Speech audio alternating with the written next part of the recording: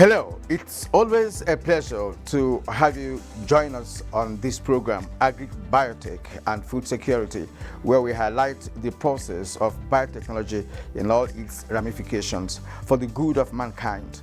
There are certain concerns raised by individuals and groups against genetically modified organisms, just like in any other concept that many people know not much about.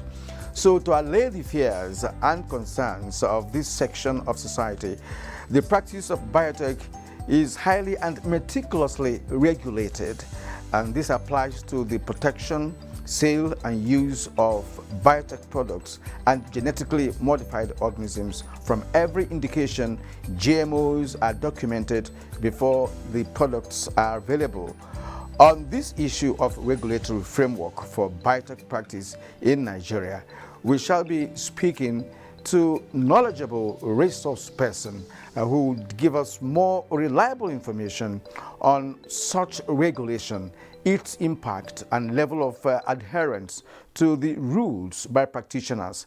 We will also examine other perspectives of the topic, and to make sense of it all, we will seek to internalize the practice of Agricbiotech in Nigeria. I am Kurian Umayo. Thank you for joining me, and we're going to have a very beautiful intellectual session with my guest today, who happens to be the Director General and CEO of Biosafety Agency, Dr. Agnes Asabra.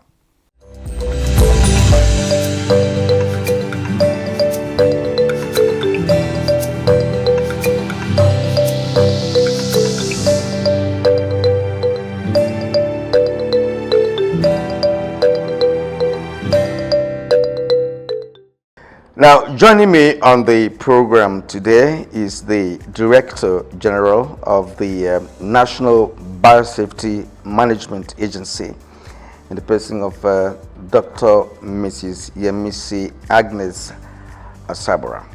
Madam, you're welcome to the program. Thank you very much. Now, let's begin this program from a definitive point of view. What is the concept of biosafety? The concept of biosafety is safe handling of biological materials so as not to cause infection or to cause harm to the human, to the animal, and to the plant life. Now, when you talk about bio items or biomaterials, so what are we referring to? Basically, you're referring to microorganisms. And in these cases, you're talking about what the impact of some of these microorganisms on the safety of human and environment. Specifically, we are in the program called Agricbiotech and Food Security. In other words, we're looking for a technology that can provide some level of assistance in making food, come in abundance during harvesting. And a lot has been said about microorganisms. Now that you're dealing with the safety of microorganisms, and biotechnology has a lot to do with the gene editing, it has a lot to do with other processes, biological processes and scientific processes that is difficult for many Nigerians to understand. Hence, the need for misconceptions about biotechnology. Now, can we learn from you the components of your responsibility as a safety provider in this environment? Yes, in answering that question, I'll first of all talk about MBMA. We have been empowered by an act in 2015 that has given us the power to regulate modern biotechnology. And also, by 2019, the act was modified to include biosecurity, gene editing, synthetic biology. And now, currently, when you're talking about agribiotechnology, you can't mention agribiotechnology without the hindsight that, yes, we want to make sure that there's food security. And whilst you were talking, you talked about gene editing. This is the most modern application of biotechnology. And you've also talked about biosafety. So what actually happens is that genes are modified to make sure that probably the crop is insect resistant, the crop is drought tolerant, the crop is salt tolerant in the case of rice, and also to make sure that there is abundance, because by the time you are able to curtail insect infestation, curtail drought where probably the weather is not suitable enough, there's not enough water, the crop is able to adapt. And so some of these happen when you go about introducing some microorganisms that have the ability to help to curtail some of these adverse effects. But then biosafety comes in to be able to actually ascertain that these manipulations, these modifications, in no way is affecting the produce, so that it does not affect the human beings, it does not affect the animals, and also the environment. So these are some of the things we do. So there are promoters, those who carry out this research.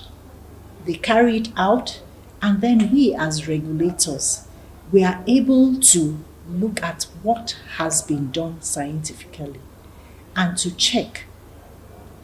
There's usually the dossier, so we carry out risk assessment to make sure that the proceeds is safe for the human health and for the animal, and for the plant, and for our environment, the biodiversity as a whole. Now, we have about 3 items that have been BT commercialized. The teller maize is still in the offing, but I had to have cotton and again cowpea that has been perfected. Right. Then considering Nigeria as a big nation where population is actually becoming a challenge in terms of the growth that has no control, and we are working on having food sufficiency.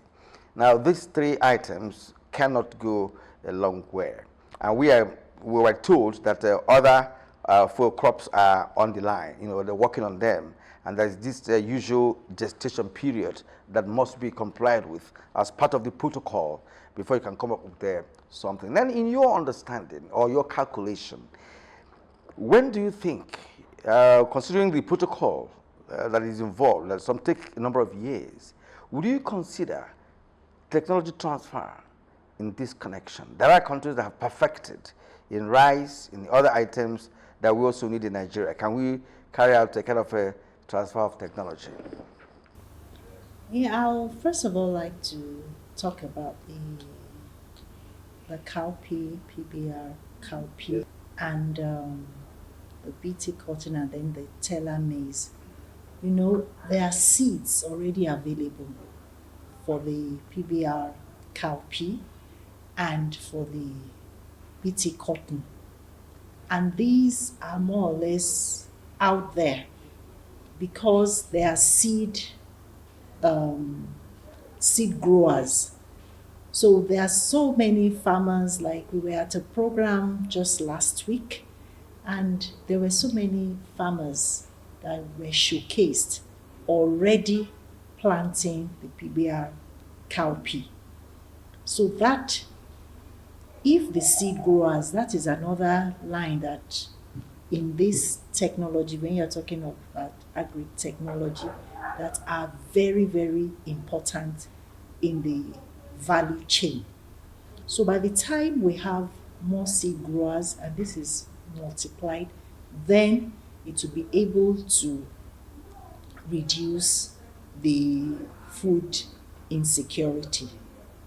And then now you're talking about some other ones. There are some research already going on cassava, on our rice.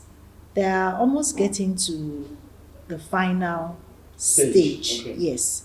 So we believe that definitely Nigeria, the scientists are upping their game and working assiduously to make sure that these agri products are released. And we, as regulators, we are waiting, we are working also to make sure that we give permits so that food security can be in the nation. What about technology transfer? Can we borrow from Brazil, for instance, who have perfected in rice, BT rice? Yeah, a lot of some of these research started over there. And we are learning and collaborating with them, and then we have them in here for us to be able to have it. Should there be a kind of governmental, arrangement to agree on technology transfer before that is possible? Or are Nigerian-based research institutes working with maybe their counterparts elsewhere, like Brazil, for instance, to see how we can adopt their own technology, which has gone through protocol that is of a long gestation period? Yes, like you're talking about the technology transfer. There are certain things, when you're talking of applied biotechnology, you're talking of maybe what you have researched into, like let's say fermentation technology, what you have done to improve the processing within. It's right here within the country.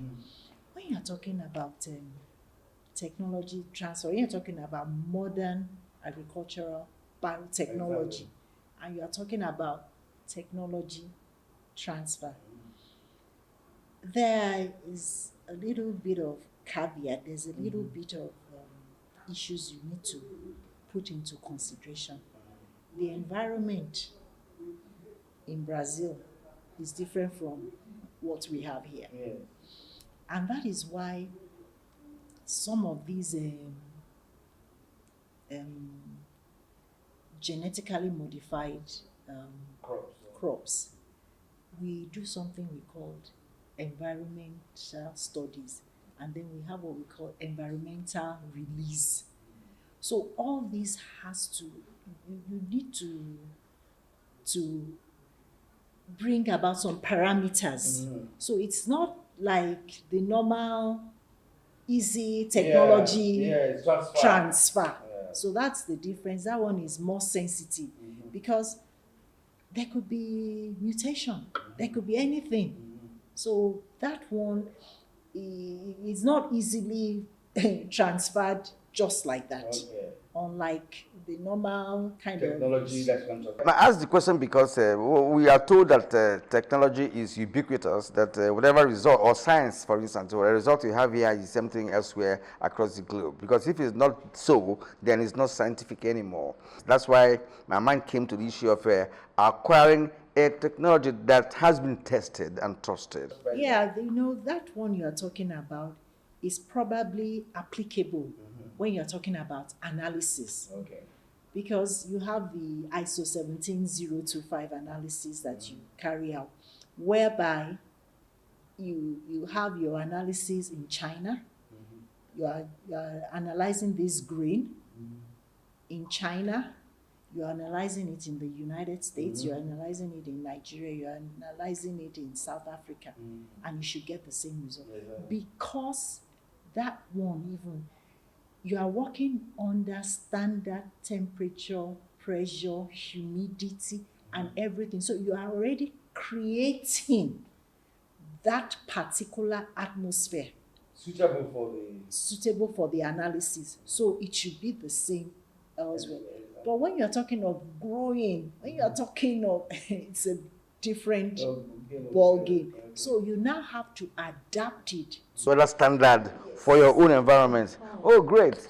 All right, now you are watching Agricbiotech and Food Security. We are going to have a short break now.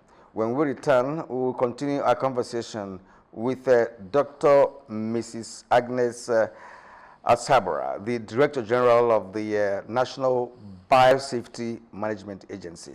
Stay with us.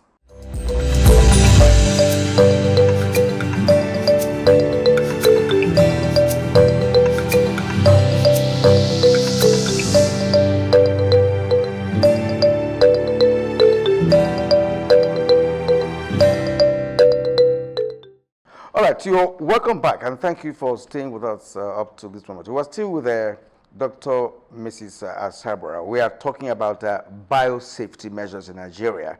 We want to be sure that all the food items that will come out from biotechnology are well regulated, and that's why we are here today with Dr. Mrs. Asabra. Madam, going further, how safe is biotech foods?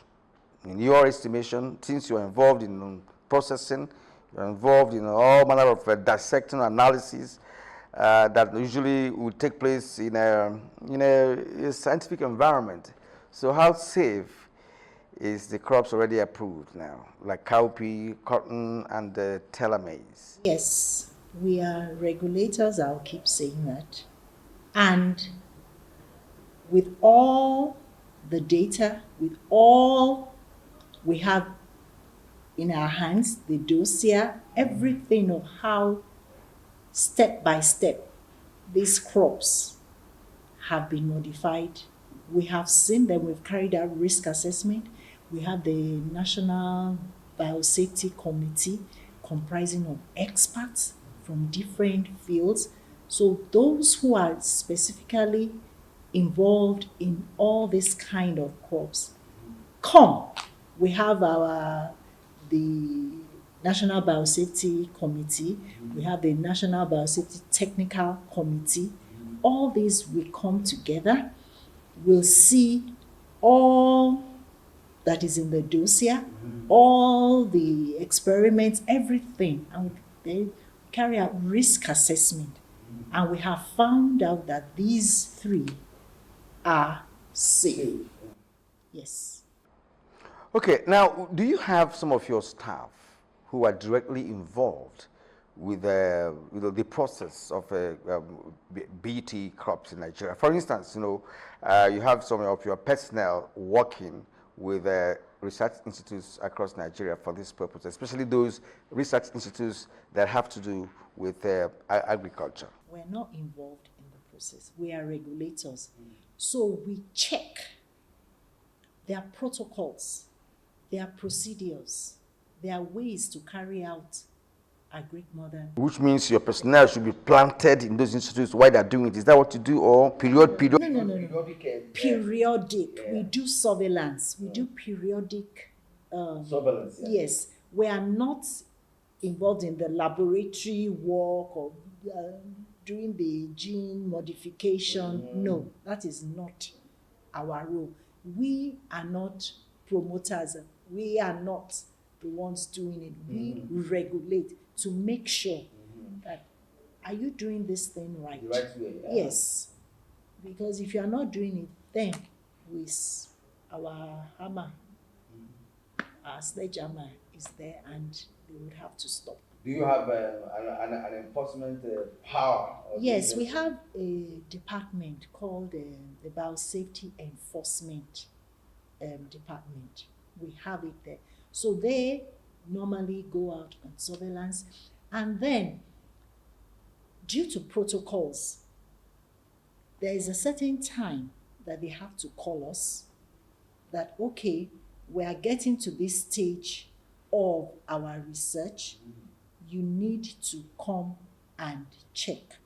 So we do those ones when we are called to check, and we also do on on the spot. Yes. Yes, we do that also. And then those who do get permits, we also follow them up because we have the authority to give those who import some of these GM grains into the country. We have the authority to give them the permit.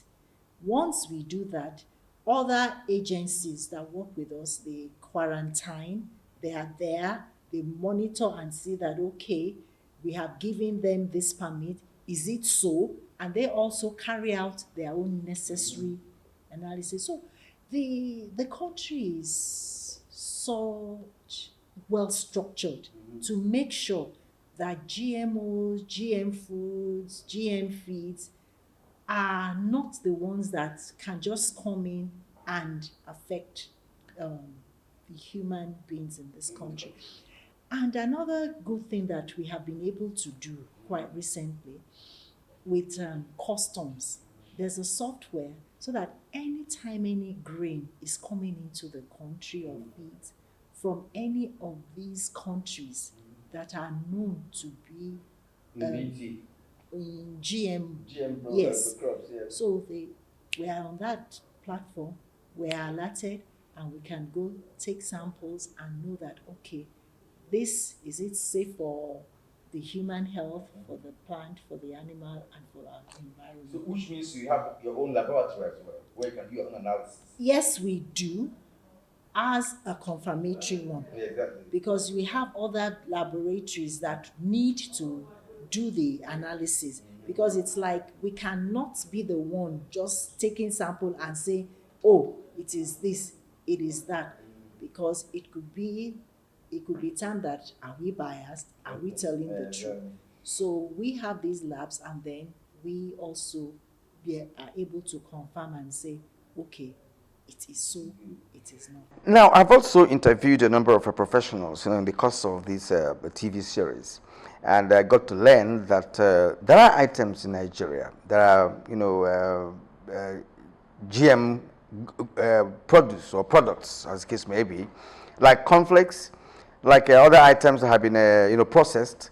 But they're all born out of BT corn, or BT soybean, or BT. There are eatables, that come from all these items. There are BT, from origin and so on. Are you involved in, carrying out a biosafety work on finished produce that come into the country for consumption, most of which are found in our superstores?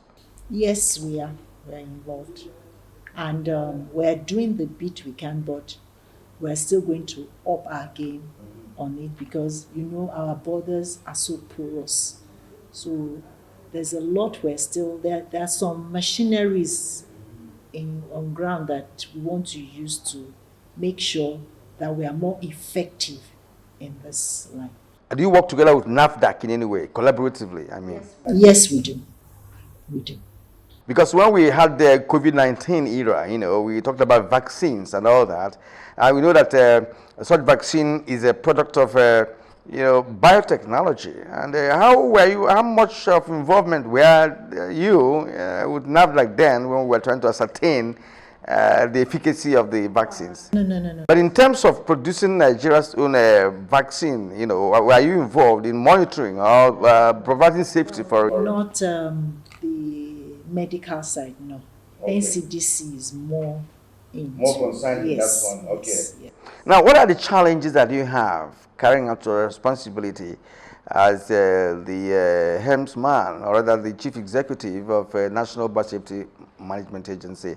Are there challenges that you have that are inhibiting, your efforts to carry out a good biosafety responsibilities with respect to agricultural biotech? Yeah, we have our challenges. There are always two sides to a coin. we are regulators. We make sure that we find out what exactly is in that crop and make sure that it is safe for our populace. We do all that we ought to do as regulators. But then we have some antis who feel this is that, how can it be? So that's one major challenge, the antis. And that is why, you asked about the lab.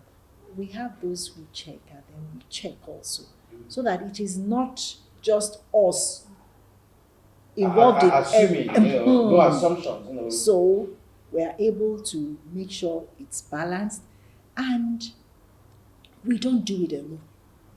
We get experts from all over the country. Even if there's need, we could go outside and get the information. So those are some of it. And then, like I said earlier, our borders are so porous, but then with the collaboration with the Nigerian customs and this software that they will, it's going to help us, but then we still have need for that. And another thing is funds, because we need to actually go out there to sensitize people on knowing more about what biosafety, biosecurity is all about. So those are some of the challenges that we do have. But we have a good, our workforce. Yes. Our workforce, they are top notch. Well trained, but we still need more training, and they're good at their job. All right. We've been listening to Dr. Mrs. Agnes Asabra, the Director General of the National Biosafety Management Agency. We've been speaking on the safety that the agency is providing in terms of agricultural biotechnology. Thank you, Madam, for sharing your thoughts with us. It's been a pleasure. Thank you.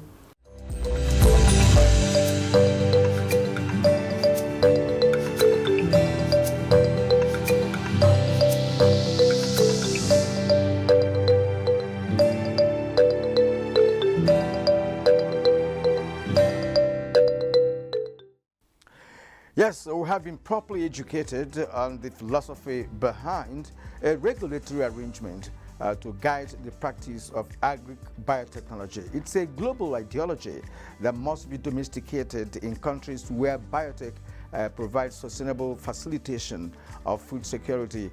Through this program, we ask for that to happen in Nigeria.